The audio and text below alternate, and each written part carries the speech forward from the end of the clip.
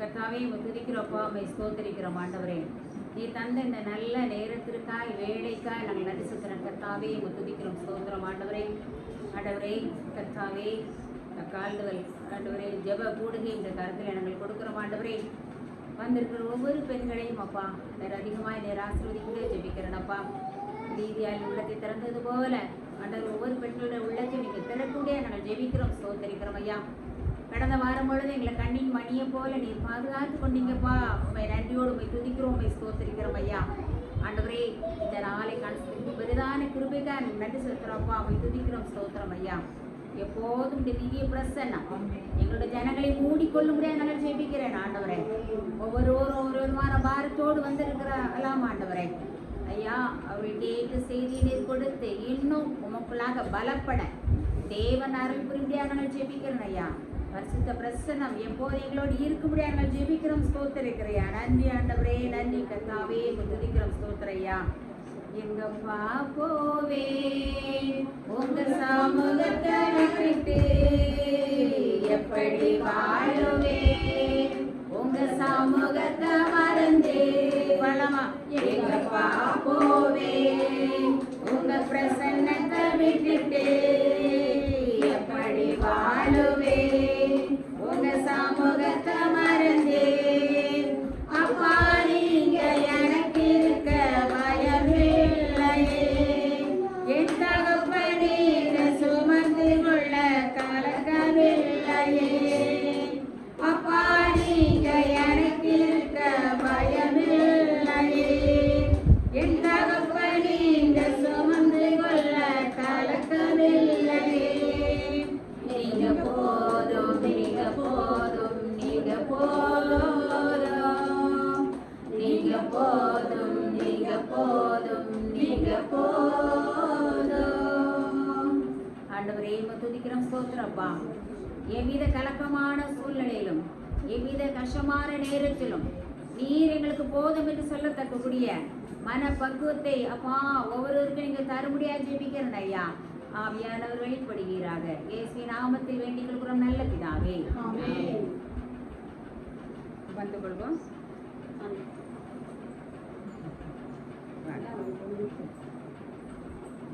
சற்று நேரம் நம் தியானிக்கும்படியாக எடுத்துக்கொள்ளப்பட்ட வேத பகுதி யாதெனில் இயேசுவின் ரத்தத்தை குறித்து நம்ம என்ன செய்ய போறோம், பார்க்க போறோம். கொஞ்ச நேரம் சற்று நேரம் இயேசுவின் ரத்தத்தை குறித்து நம்ம பார்க்க போகிறோம். எபிரேயர் 12வது அதிகாரம் 24 நம்ம பார்க்குறோம். எபிரேயர் 12வது அதிகாரம் 24வது வசனத்தில் பார்க்குறோம். புது உடன்படிக்கையின் மத்தியஸ்தராகிய இயேசுவின் இடத்திற்கும் ஆபேலின் ரத்தம் பேசியதை பார்க்கிலும் நன்மையானவைகளை பேசுகிற ரத்தமாகிய தெளிக்கப்படும் இரத்தத்திற்கும் வந்து சேர்ந்தீர்கள். நன்மையான இரத்தத்தை, நன்மையானவைகளை பேசுகிற ரத்தமாகிய தெளிக்கப்படும் இரத்தத்திற்கு வந்து சேர்ந்தீர்களே என்று சொல்லப்படுகிறது. அப்போ ஆபேலின் ரத்தம் வந்து இயேசுவை நோக்கி என்ன செய்தது, கூப்பிட்டது என்று பார்க்கிறோம். அப்போ காயின் வந்து ஆபேலை என்ன செஞ்சிட்டாரு, கொண்டு போட்டு விட்டார் இல்லையா. அப்போ பிறருக்கு விரோதமாக நாம் ஏதாகிலும் ஒரு பாவத்தை செய்து விட்டோமே ஆனால் அவர்களுடைய கூப்பிடுதல் இயேசுவின் சன்னிதானத்துக்கு சென்று கேட்கும். ஹல்லேலூயா. அப்போ மற்றவங்களுக்கு விரோதமான என்ன செய்யக்கூடாது, பாவம் செய்யக்கூடாது. மற்றவங்களுக்கு விரோதமாக பேசுகிறோம், பேச தேவையில்லாத வார்த்தை பேசிட்டோம் அப்படின்னாலும் ஒருவேளை அவங்க வந்து நம்மளை எதிர்த்து பேச முடியாது. ஆனால் அவருடைய கூக்குரலும் எங்கே போய் கேட்குமா, ஆண்டவருடைய சமூகத்துக்கு போய் என்ன செய்யுமா, கேட்குமா. அப்போ பூமியில் நம்ம வாழும் பொழுது பிறருக்கு விரோதமாக என்ன செய்யக்கூடாது, நாம பேசவும் கூடாது, கொலை பண்ண மாட்டோம் இல்லையா, திட்டவும் கூடாது. பிறருக்கு விரோதமாக ஏதாவது செயல்பாட்டில் காட்டிட்டா கூட ஒருவேளை அவங்க நம்மளை எதிர்த்து பேசாட்டியாலும் தேவ சந்நிதியில் அவங்க என்ன செய்வாங்களாம், சொல்லுவாங்க. அப்போ இங்கே பார்க்கிறோம் ஆதியாகமம் 4ஆம் அதிகாரம் 10வது வசனத்தில் ஆபேல் ரத்தம் பூமியிலிருந்து எண்ணெய் நோக்கி கூப்பிடுகிறது. பூமியிலிருந்து எண்ணெய் நோக்கி ஒருத்தன் கொலை பண்ணிட்டான்னு வச்சுக்கோங்களேன், அந்த ரத்தம் யாரை நோக்கி கூப்பிட்டுட்டே இருக்கும், ஆண்டோட கூப்பிட்டுட்டே இருக்கும். ஆண்டவரே என்னை கொண்டுட்டான், நீர் என்னை கேளும், இவனை கேளும், இவனை கேளும் என்ன செய்யுமா, அந்த ரத்தம் என்ன செய்யுமா, கூப்பிட்டுட்டே இருக்கும். அவை பிறருக்கு விரோதமாக பேசவும் கூடாது, தேவையான தீமையான செயல்பாடுகளை நம்ம செய்யவும் கூடாது. தேவனுக்கு அது பிரியமில்லாத காரியம் என்று இங்கே சொல்லப்படுகிறது. நீதிமானின் இரத்தம், அதாவது ஆதியாகமம் 4:11-12 வசிக்கலாமா? ஆதியாகமம் 4:11-12 வசிக்கலாமா? சத்தமா? உன் கையிலே வாங்கிக் கொள்ள தன் வாயை திறந்த இந்த பூமியில் நீ சபிக்கப்பட்டிருப்பாய். நீ நிலத்தை பயிரிடும் போது அது தன் பலனை இனி உனக்கு கொடாது. நீ பூமியில் நிலையற்று அலைகிறவனாய் இருப்பார். சொல்லப்படுகிறது, பிறருக்கு விரோதமாக நம்ம பாவம் செய்யும் பொழுது தேவன் நமக்கு தண்டனையை கொடுக்கிறார். தேவன் என்ன கொடுக்கிறாரா? நீ என்ன பயிரிட்டாலும் உனக்கு என்ன செய்யாது? சரியான ஒரு பலன் அது என்ன செய்யாது? கொடுக்காது. அப்போ நம்ம ஒரு பெரிய தப்பை செஞ்சுட்டு ஏதாவது ஒரு காரியத்தை செய்வோமே, ஆனால் அந்த காரியம் வாய்க்காது. அந்த காரியம் என்ன செய்யாது? எப்பவுமே நம்முடைய இருதயமும் இயேசுக்கு முன்பாக நம்முடைய இருதயம் எப்படி இருக்கணுமா? சரியா இருக்க வேண்டும், நீதியா இருக்க வேண்டும் என்று தேவனாய் கர்த்தர் இங்கே விரும்புகிறார். மத்திய 23:35 பின்பாக பூமியின் மேல் சிந்தப்பட்ட நீதிமான்களின் இரத்த பலிகள் எல்லாம் உங்கள் மேல் வரும்படியாக இப்படி செய்வீர்கள். அப்போ பிலாத்து கூட ஒரு பிரச்சனை வந்துச்சு. அப்போ அவர் தன்னுடைய கையை என்ன செஞ்சிட்டாரு? கழுவிட்டார். இந்த நீதிமானுடைய பலி என்னையோ என்னுடைய குடும்பத்தையோ சேர கூடாது என்று சொல்லி அவர் என்ன செய்யறார்? தன்னுடைய கையில் என்ன செய்கிறார்? அவர் கழுகுறத நம்ம வந்து பார்க்குறோம். இங்கே பார்க்குறோம். அடுத்து பார்க்குறோம் உடன்படிக்கையின் ரத்தம். உடன்படிக்கையின் ரத்தம் அப்படின்னா என்ன அப்படின்னா, ஆதியாகமம் 6:18 வாசிக்கலாமா? ஆதியாகமம் 6:18 என்ன சொல்லப்பட்டிருக்கிறது? ஆனாலும் உன்னுடனே என் உடன்படிக்கையை ஏற்படுத்தினேன். நீயும் உன்னோட கூட உன் குமாரனும் உன் மனைவியும் உன் குமாரனின் மனைவிகளும் பேழைக்குள் பிரவேசியுங்கள். இங்கே சொல்லப்பட்டிருக்கிறது பேழைக்குள். நோவா பற்றி ஆண்டவர் சொன்னார், பேழைக்குள் பிரவேசித்தார், மலைகள் பெய்தது, கடைசியில் அந்த உலகம் என்ன செஞ்சது? அழிந்தது. கடைசியில் அவர் அந்த பேழை விட்டு இறங்கின உடனே உடன்படிக்கை செய்தார். என்ன உடன்படிக்கை செய்தார்? இனி நான் ஜனங்களை நான் அழிப்பதில்லை அப்படின்னு வானத்தில் என்ன தோன்றியது? ஒரு வானவில் என்ன செய்தது? தோன்றி உடன்படிக்கை செய்தார். நான் இனி அப்படி செய்ய மாட்டேன் அப்படின்னு என்ன சொல்கிறார். அப்போ ஒரு வேளை வந்து நம்ம பாவம் செய்து திரும்பவும் ஆண்டவர்கிட்ட பாவ மன்னிப்பு கேட்டு வரும் பொழுது தேவன் நம்ம என்ன செய்கிறார்? தூக்குறவராக இருக்கிறார். ஹல்லேலூயா! நம்மோடு அவர் உடன்படிக்கை பண்ணுகிறவராக அவர் இருக்கிறார். சகேரியா 9:11 நான் செய்வது என்னவெனில், தண்ணீர் இல்லாத குழியிலே அடைபட்டிருந்த உன்னுடையவர்களே நான் உன் உடன்படிக்கையின் இரத்தத்தினால என்ன செய்வேன்? குழியில் இருக்கிறவங்க, பாவத்தில் இருக்கிறவங்க, பிரச்சனையில் இருக்கிறவங்க, கஷ்டங்களில் இருக்கிறவங்கள என்னுடைய உடன்படிக்கையினாலே நான் விடுதலை பண்ணுவேன். எத்தனையோ நேரம் நம்ம கஷ்டம் வரும், பிரச்சனை வரும், நம்ம ஆண்டவர் உனக்கு பார்ப்போம். அப்போ கர்த்தர் நமக்கு விடுதலை கொடுத்துருக்கிறாரா இல்லையா? நிறைய நேரங்களை நம்ம என்ன செய்யலாம்? ஆண்டவர் உனக்கு கூப்பிடுறான். கர்த்தர் என்ன செய்யறோம்? ஜபத்தை கேட்டு விடுதலை கொடுக்குறார். நம்ம சாட்சி என்ன செய்கிறோம்? சொல்கிறோம். அங்கே பார்க்குறோம், ரத்தத்தை பற்றி சில நிபந்தனைகளை கர்த்தர் வைத்திருக்கிறார். ரத்தத்தை பற்றிய சில நிபந்தனை என்ன அப்படின்னா, ஆதியாகமம் 9:4 மாம்சத்தை அதன் உயிராகிய இரத்தத்தோடே புசிக்க வேண்டாம். மாம்சம் நம்ம எடுக்கிறோம், ஆனால் அந்த ரத்தத்தை என்ன செய்யக்கூடாதான்? ஒருவேளை சின்ன பிள்ளையில நமக்கு அதெல்லாம் எடுத்து நல்லா அம்மா அப்பா நல்லா பொரிச்சு செஞ்சுருப்பாங்க, நம்மளால அறியாமல் சாப்பிட்ருக்கலாம். ஆனால் இப்போ அறிந்த பிறகு அந்த ரத்தத்தை நம்ம என்ன செய்யக்கூடாது? இது ஒரு ரத்தத்தை பற்றிய ஒரு நிபந்தனை.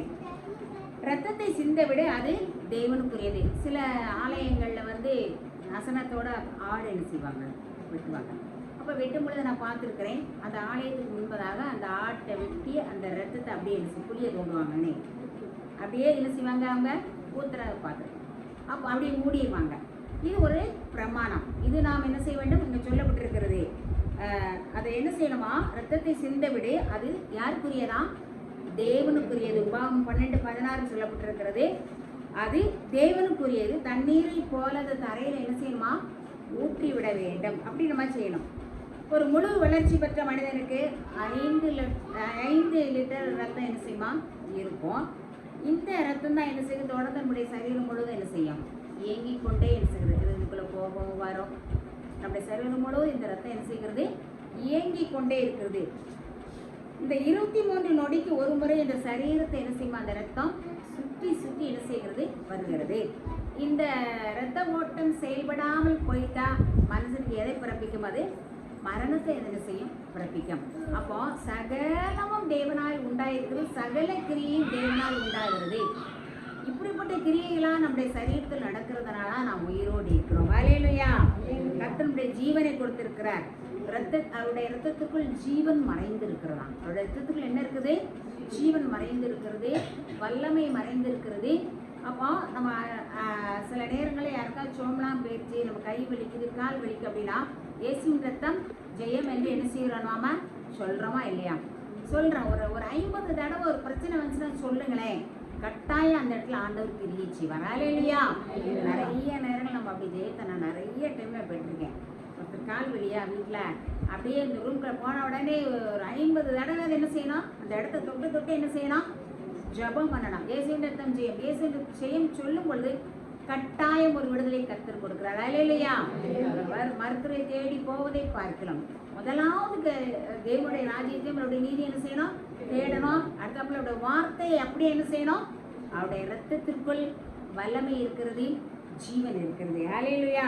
அப்படி நம்ம ஜெபம் பண்ணி நிறைய வெற்றியை நம்ம என்ன செஞ்சிருக்கோம்? வாழ்க்கையில அனுபவித்திருக்கிறோம். சங்கீதம் 139:14 நான் பிரமிக்கத்தக்க அதிசயமாய் உண்டாக்கப்பட்டபடியால் அவரை துதிப்பேன். உமது கிரியைகள் அதிசயமானவைகள், அது என் ஆத்துமாவுக்கு நன்றாய் தெரியும். இப்படி கிரியை எப்படி இருக்குதா? அதிசயமானவைகள், அது என் ஆத்மாவுக்கு நன்றாக தெரியும்.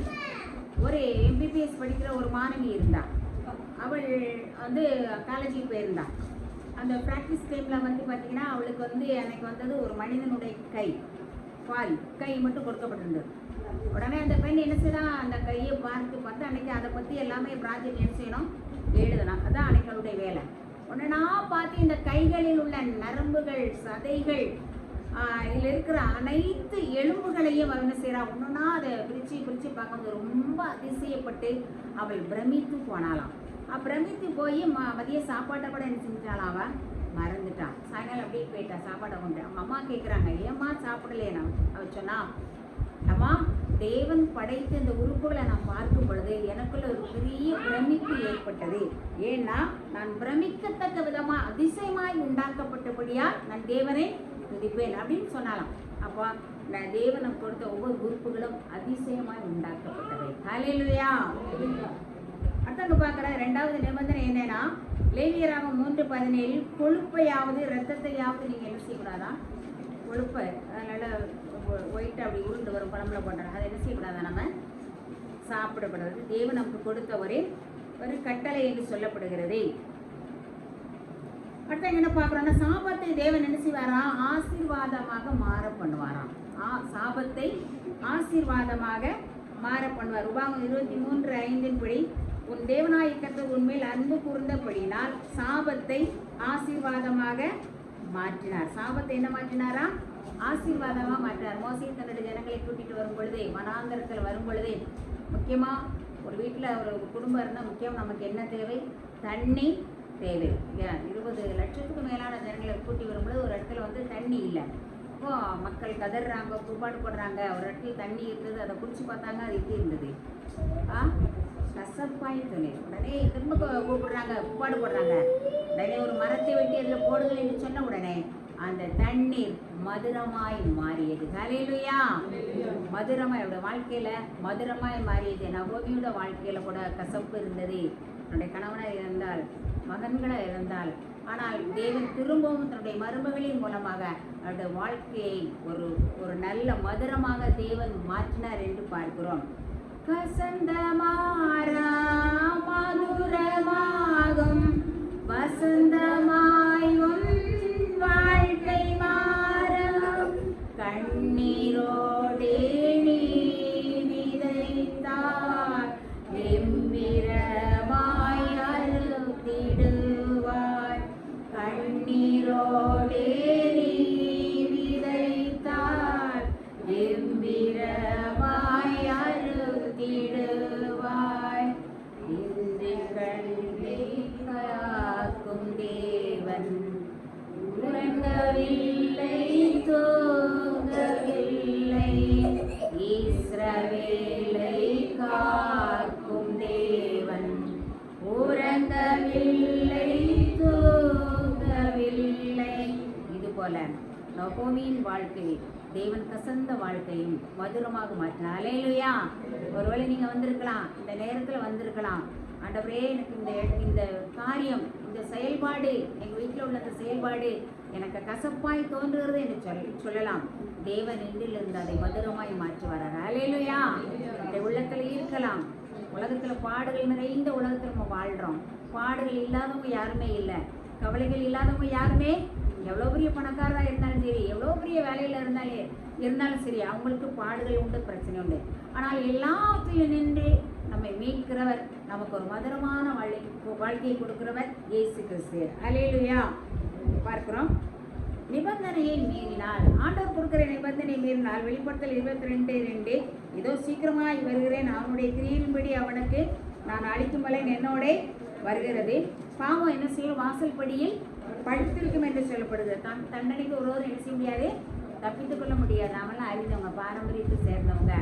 ஆண்டவருடைய கற்பனையின்படி நடக்காவிட்டால் பாவம் உங்கள் வாசல் படியில் படுத்திருக்கும். மற்றவங்க சொல்ல வேண்டாம், பாவம் உங்கள் வாசல் படியில் என்ன செய்யணும்?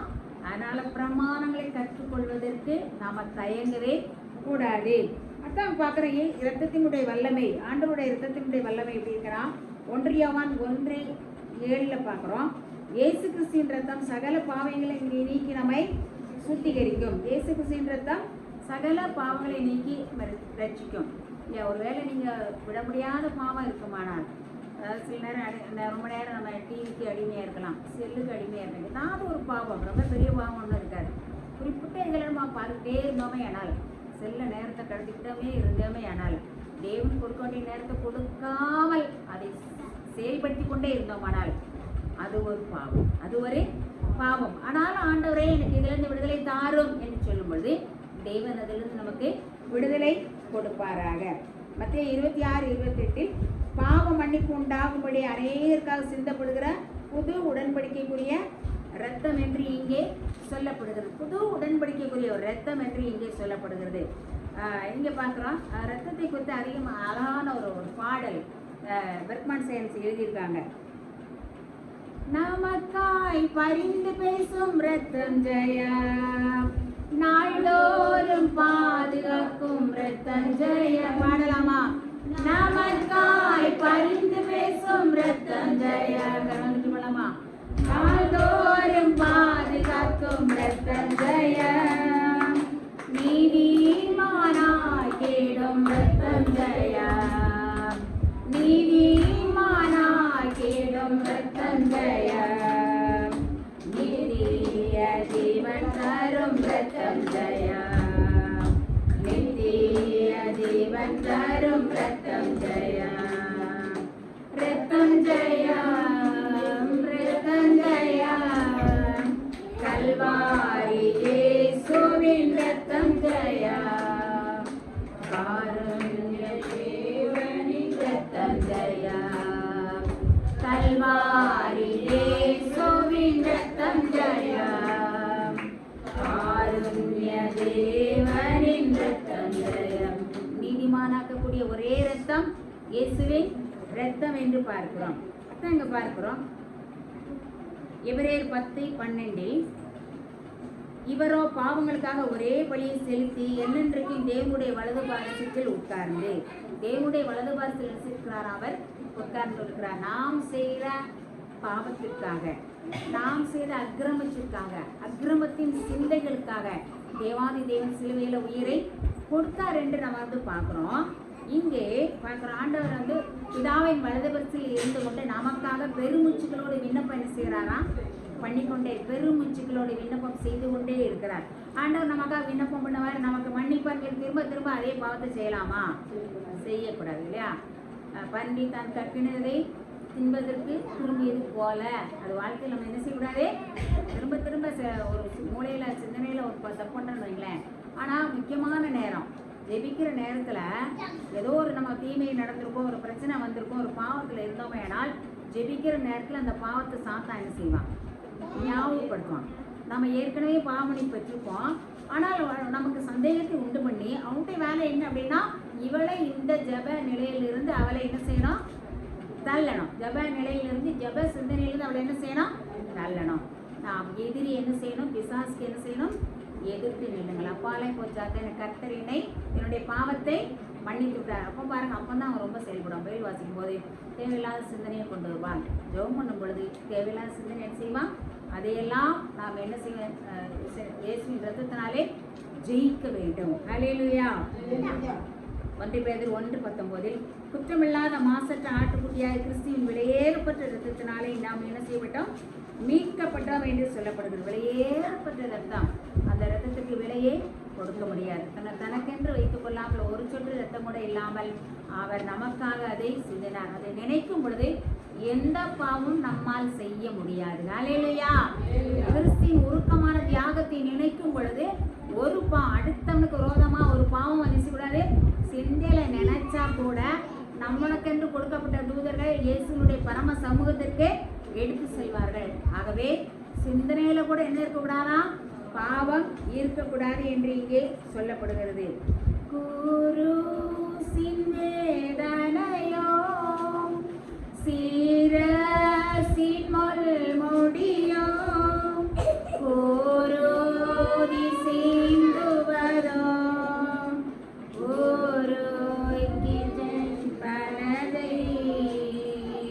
குருசின் வேதனையை நம்ம என்ன செய்யணும்?